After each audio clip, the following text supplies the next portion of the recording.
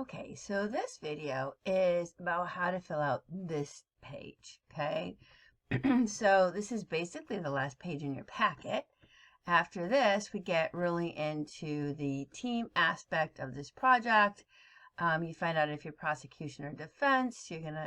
Prosecution will come up with their charges. Each side will come up with their case, create your witness list, etc. So this is the brainstorming piece.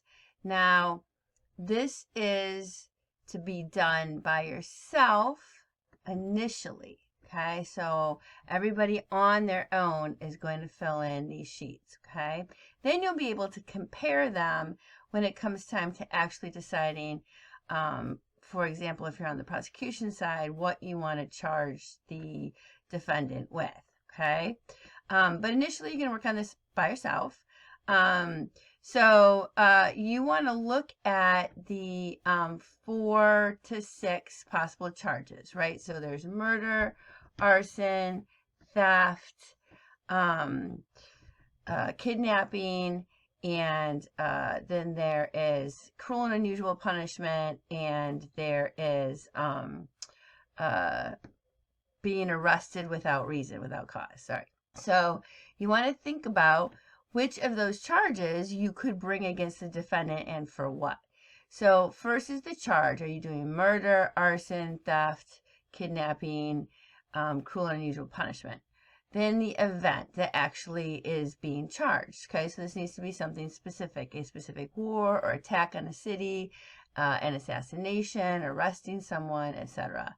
And then the location, date, if known, approximate, if unknown. So if you don't know the exact date, what year was it? What was the general location of the event? Okay.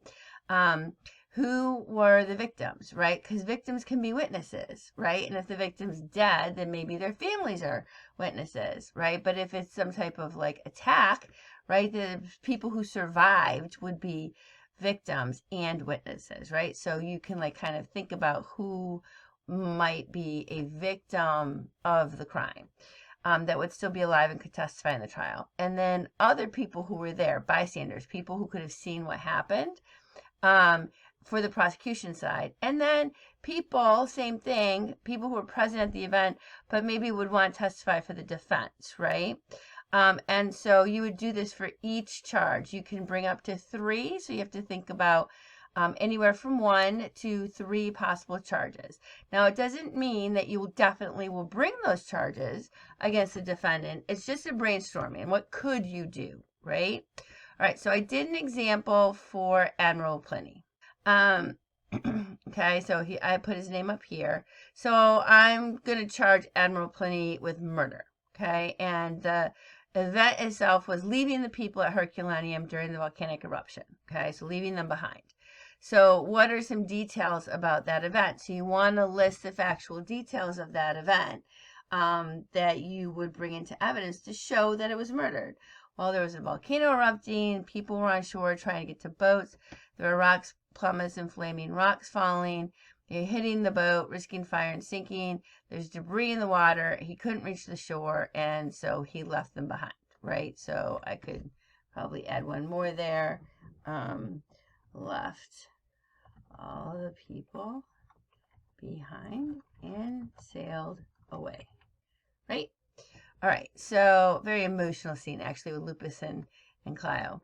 So where was it? So, well, Herculaneum, Mount Vesuvius, Pompeii was nearby, and Stabia was nearby. So those could be relevant with our testimony. We certainly know he then sailed to Stabia, to Tacitus's house, right, and disembarked there.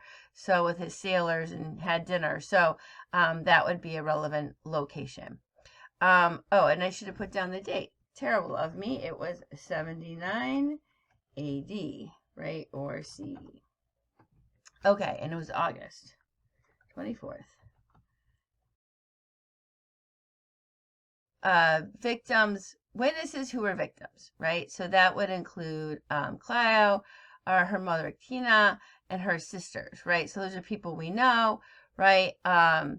and then other people who were present who could have seen what happened. And the reason I didn't put anyone from Herculaneum there is because if they're a victim, they are dead, right? So, but other people who could have seen what happened, Lupus obviously was on board the boat, Vulcan, the people of Herculaneum, if they survived, anyone who survived it, and then the sailors on board the boat, right? So they know what happened. And then people who were on the boat who probably would want to testify for Admiral Pliny, certainly, his scribe Phrixus, right? There would certainly be sailors on the boat who would support the admiral's decision to sail away. They were at risk of being sunk, right? So I'm sure there were sailors on board the boat who would be happy to testify that their own lives were in danger. And then perhaps, right, Tacius would be willing to testify for the defense. He might not, because obviously his family was left in Herculaneum, but he might, under the circumstances, to just confirm that, it was a terrible situation and, there wasn't much that Admiral Pliny could do to help people. So if I were going to charge Admiral Pliny with murder, this would kind of be my initial brainstorming about what I could do in terms of people I could call for witnesses, the kind of facts I would want to get into evidence, right, through that witness testimony, dates, locations, the things that happened, etc. Okay, I also did one for Qin Shi Huangdi, our Chinese emperor. Okay, so this is the one I did for Qin Shi Huangdi, right? So again, I'm going to charge him with murder. In this case, two different events. Okay, so instead of having two charges, now I could also charge with, for the second one, I could make it cruel and unusual punishment, or for the first one, cruel and unusual punishment, the burying of the scholars for burning the books. But for now, I'm just sticking with murder, but I could do both for this charge. And so the first one that I'm going to charge him with murder is murdering the Confucian scholars for opposing to burn books, and he buried them, right? He buried them alive. And what he wanted is he wanted everyone to follow legalism, and so he banned all of the philosophies. They stood against him, and so he ordered their burial alive. And that happened in 212 BCE in Shenyang. And the victims would be obviously the buried scholars. So you might have the family of the scholars as your witnesses. Obviously, if they were buried and dead, you couldn't have them, but you could have the family, maybe other teachers who, witnessed it, were aware of it because it was an example to them. Other bystanders who were present, so soldiers who were ordered to do it, the citizens of the town who saw it happen, and then other teachers of Confucianism and Taoism who were being told they could no longer teach what they wanted to teach. And it was a message to them. Witnesses for the defense, again, could be soldiers who supported Shi Huangdi, right, as their emperor.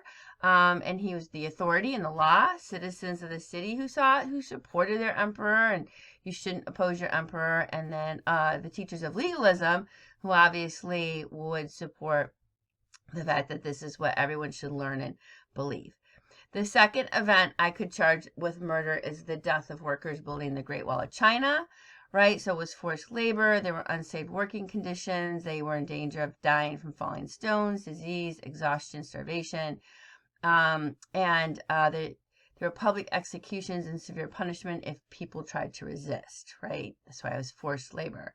So this happened between 220 and 210 BCE. So your witnesses might be a range of dates in there.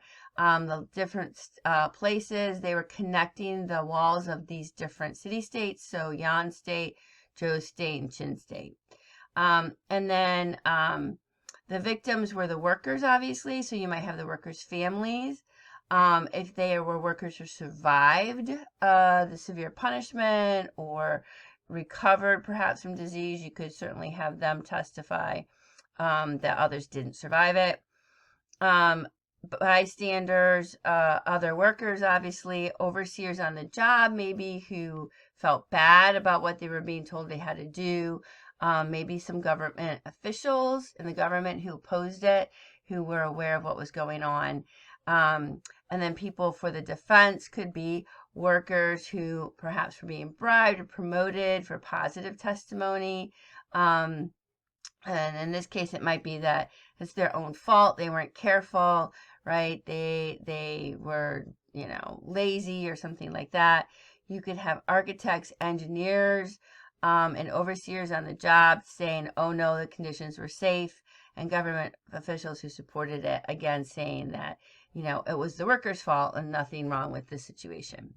So, again, this is brainstorming, right, on what you could do, kind of both sides of the issue, pulling from your notes and your facts about what you learned about your defendant, okay? So, as you work through this, I'm certainly here to help you and brainstorm with you, and try and give you some ideas on how to approach it, but hopefully this helps.